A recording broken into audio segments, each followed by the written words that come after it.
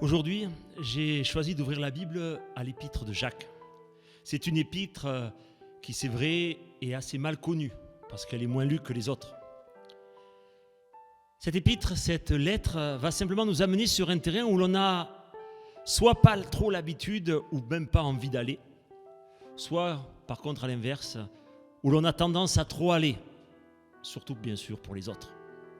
La lettre de Jacques, c'est une suite de directives très précises, très claires sur la façon de vivre sa foi. Le ton est énergique, le langage est vivant, les images sont frappantes, comme d'ailleurs nous allons le voir. Dans le chapitre que je vais vous lire, le thème central, c'est la foi et les actes. Ou plutôt d'ailleurs, la valeur de notre foi face à nos actes. Voici donc au chapitre 2, les versets 14 à 26 de cette épître de Jacques. Mes frères, que sert-il à quelqu'un de dire qu'il a la foi s'il n'a pas les œuvres ? La foi peut-elle sauver ? Si un frère ou une sœur sont nus et manquent de nourriture de chaque jour, et que l'un d'entre vous dise « Allez en paix, chauffez-vous et rassasiez-vous », et que vous ne leur donnez pas ce qui est nécessaire au corps, à quoi cela sert-il ? Il en est ainsi de la foi. Si elle n'a pas les œuvres, elle est morte en elle-même. Mais quelqu'un dira, toi tu as la foi et moi j'ai les œuvres. Montre-moi ta foi sans les œuvres et moi je te montrerai la foi par mes œuvres. Tu crois qu'il y a un seul Dieu ? Tu fais bien. Les démons le croient aussi et ils tremblent. Veux-tu savoir, ô homme vain, que la foi sans les œuvres est inutile ? Abraham, notre père, ne fut-il pas justifié par les œuvres lorsqu'il offrit son fils Isaac sur l'autel ? Tu vois que la foi agissait avec ses œuvres et que par les œuvres, la foi fut rendue parfaite. Ainsi s'accomplit ce que dit l'Écriture. Abraham crut à Dieu et cela lui fut imputé à justice et il fut appelé ami de Dieu. Vous voyez que l'homme est justifié par les œuvres et non par la foi seulement.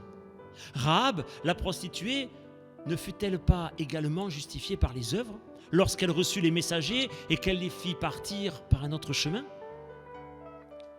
Comme le corps sans âme est mort, de même, la foi sans les œuvres est morte. Voilà des paroles très sévères, si on les analyse bien. Sévères parce qu'elles nous sont posées à nous chrétiens. Sévères parce qu'il est possible qu'un jour, nous nous trouvions dans la situation que décrit Jacques. Et enfin sévères parce qu'elle nous oblige à nous regarder tels que nous sommes, au risque de nous égarer. Et pour enfoncer le clou, parce que je suis un petit peu comme ça et qu'il ne faut pas gâcher le plaisir, je voudrais vous relire le verset 19. Tu crois qu'il y a un seul Dieu ? Tu fais bien. Les démons le croient aussi et ils tremblent. Croire en Dieu. Croire en Dieu ne sauve pas, sinon les démons seraient sauvés. Quelle affirmation choquante! Comment peut-on entendre ce verset et assumer, vivre pleinement notre salut en Jésus-Christ ? D'autant que Jacques va même plus loin. La foi sans les œuvres est comme morte, c'est-à-dire qu'elle ne sert à rien, elle n'apporte rien. Et voilà, le mot est lâché.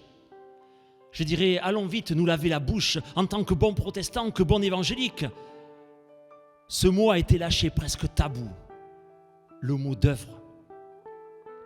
Est-ce que j'en fais un peu trop ? Attendez, parce que ce n'est pas fini. Parce que Jacques va alors nous poser la question de manière encore plus piquante. Où sont vos œuvres ? Voilà la question de Jacques. Et attention, lorsque l'on parle d'œuvres pour Jacques, ce ne sont pas les petits conseils que nous prodiguons à droite et à gauche. Ce ne sont pas non plus les bonnes paroles que nous apportons à dose homéopathique, ni non plus les quelques aides que nous pouvons apporter, sans surtout que cela n'entrave notre fonctionnement, notre manière de vivre. Où sont les œuvres de notre foi ? Celle qui fait que notre foi n'est pas morte, celle qui fait que notre foi est le lien visible de notre relation à Dieu. Alors, peut-être avez-vous envie de dire à Jacques, mais qu'est-ce que vous racontez là ? La foi, c'est la grâce sans les œuvres. Paul l'a suffisamment affirmé et a même donné d'ailleurs l'exemple d'Abraham. Cet exemple que Jacques reprendra, je dirais presque, lorsque nous le lisons comme ça, à l'inverse. Comment peut-on dire que les œuvres ont une place dans le salut ? Luther, Calvin se sont suffisamment battus pour défendre cette idée. Ce n'est pas pour qu'un pasteur ne vienne nous raconter l'inverse.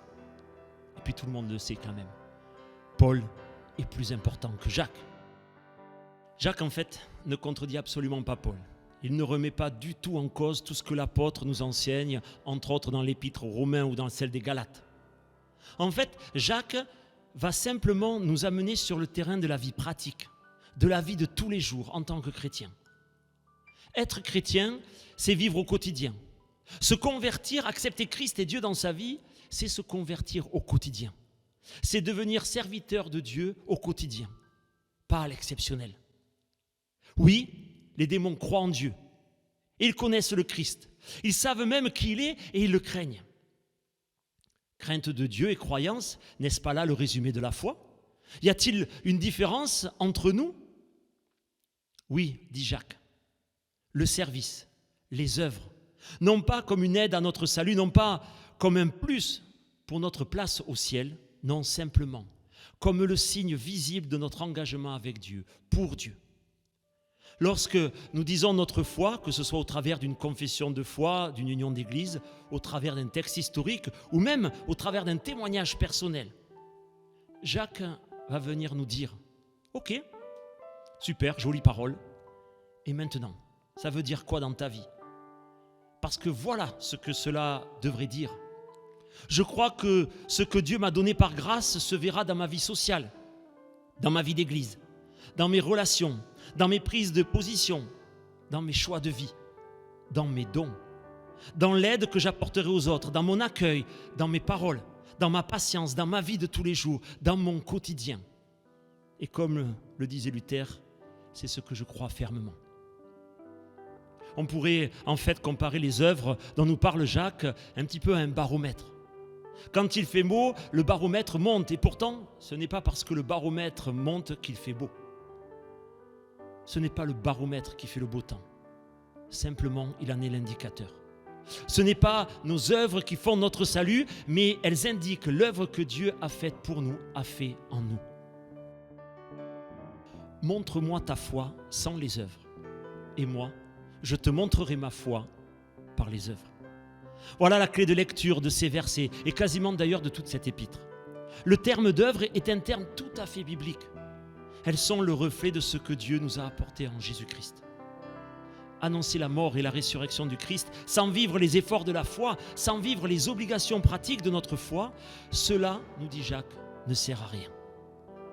Ce serait un petit peu comme vendre une voiture superbe, tous les gadgets, toute la modernité, une voiture sans aucun défaut, mais sans moteur.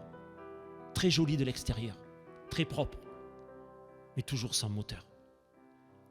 Ou alors, ça serait un petit peu comme allumer une lampe et la mettre sous un boisseau. C'est d'ailleurs le sens des deux exemples que cite Jacques. Abraham, parce qu'il a agi selon sa foi et non selon son cœur, parce que sa foi l'a poussé à agir selon l'ordre de Dieu, selon son espérance. C'est en cela que Dieu a fait alliance avec lui. Bien sûr que c'est la foi qui est le point de départ. Mais Jacques nous montre que la foi a amené Abraham à faire passer Dieu dans sa vie avant ses envies, avant ses propres désirs. Et la question n'est pas de savoir si nous aussi, dans sa situation, nous aurions fait pareil. Mais plutôt la vraie question, c'est tout simplement pour Jacques, faisons-nous pareil aujourd'hui, maintenant? L'exemple de Rahab est encore plus frappant dans sa démarche même. Cette femme prostituée, écartée par la société, mais que d'ailleurs elle utilise largement. Cette femme aide des messagers, non pas par altruisme, mais parce qu'elle a compris que c'était Dieu qui frappait à sa porte. Une chance incroyable de changer de vie, une fois pour toutes. Rahab a décidé d'aider ces gens parce qu'elle avait envie de se mettre au service de Dieu, parce qu'elle avait envie de montrer les œuvres que Dieu avait fait en elle. Dieu est venu vers nous, nous donnant son Fils sur la croix afin que nous croyions, c'est-à-dire que nous nous impliquions Dieu dans notre vie et que nous nous impliquions dans l'œuvre de Dieu. Et c'est souvent là où le protestant, l'évangélique, a la parade absolue pour s'excuser de ne pas trop en faire. Il ne faudrait pas non plus tomber dans un discours trop catholique romain. Le risque serait alors bien sûr que l'œuvre, l'agir, le faire entrerait dans une démarche salvatrice, dans le sens où plus on en fait, mieux on est sauvé. Alors, oulala, faisons attention. Jacques nous répond simplement, montre-moi ta foi sans les œuvres. Je crois en Dieu, mais je n'ai pas envie d'être dérangé par lui, donc je n'agis que selon mes intérêts. Quand ça tombe avec les siens, tant mieux. Voilà une autre façon de dire ce verset. L'œuvre dont nous parle Jacques, c'est quelque chose de précis. Et j'aimerais vous relire les versets 15 et 16, qui est vraiment pour moi un exemple frappant de ce que Jacques veut nous apporter. Si un frère ou une sœur sont nus et manquent de la nourriture de chaque jour, et que l'un d'entre vous leur dise « Allez en paix, chauffez-vous, rassasiez-vous », et que vous ne leur donniez pas ce qui est nécessaire au corps, à quoi cela sert-il ? Combien de fois alignons-nous ce genre de phrases, de bons conseils à 2 francs 6 sous ? Et là, je voudrais m'arrêter. Je voudrais prendre quelques secondes, je dirais pour les plus jeunes qui pourraient écouter ce message. Les francs, c'était la monnaie avant l'euro. Mais avant les francs, il y avait l'ancien franc. C'est-à-dire que pour un nouveau franc, il fallait 100 anciens francs. Mais avant les francs, avant 1795, il y avait les sous. Les sous, c'était un petit peu les centimes. Et on a gardé le mot, même si les sous n'existaient plus. Et donc, en fait, cette expression, 2 francs 6 sous, ça veut simplement dire que ça vaut rien. Rien du tout. Voilà donc cette petite minute culturelle passée. Je reprendrai donc mon message. Combien de fois alignons-nous ce genre de phrases, de bons conseils à 2 francs 6 sous, qui ne servent à rien, si ce n'est à nous donner bonne conscience. C'est d'ailleurs cela qui a fait réagir William Booth lorsqu'il a décidé de mettre en place le mouvement de l'armée du salut. Soupe, savon et salut. Agis d'abord. Donne à manger d'abord. Aide la personne à retrouver une place au milieu des autres et après seulement, parle-lui du pourquoi tu agis ainsi.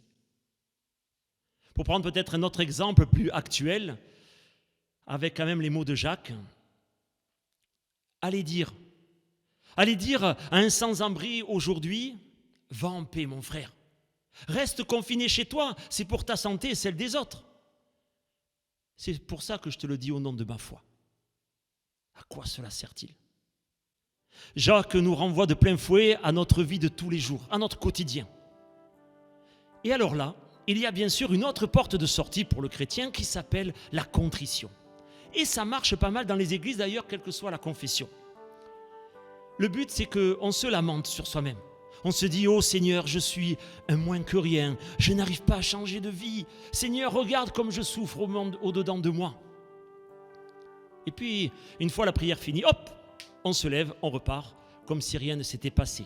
Et on continue notre vie. Jacques nous rappelle que les œuvres dont nous devons faire preuve ne sont que le reflet du travail que Dieu fait en nous. Il ne s'agit pas de savoir laquelle serait meilleure que l'autre. L'exemple d'ailleurs de Jacques est frappant de simplicité. Il n'y a pas de grandes œuvres. Il n'y a pas de petites œuvres. Mais simplement l'œuvre de Dieu qui agit en nous. Nos œuvres à nous, aussi petites soient-elles à vue humaine, nos actes devraient être le reflet, le baromètre de ce que Dieu a fait pour nous, ce qu'il a fait en nous, de la manière dont nous le laissons agir dans nos vies. Et les exemples bibliques de ces œuvres ne manquent pas. La joie, l'espérance, la générosité, la patience, le partage, l'humilité, la rigueur, la vérité, le silence, l'écoute. Il n'y a jamais eu autant de chrétiens dans le monde. Et est-ce que le monde va mieux ? Dieu nous a donné son Fils, son Esprit, à nous de le recevoir, de changer notre façon de regarder autour de nous, de vivre dans ce monde différemment. Bien sûr que c'est un défi, mais c'est le défi de la vie. C'est notre défi, et surtout en cette période, notre défi de demain, lorsque nous sortirons de ce moment. Tant de gens auront besoin que Dieu agisse en nous, pour eux voir, pour eux recevoir les œuvres de notre foi. Amen.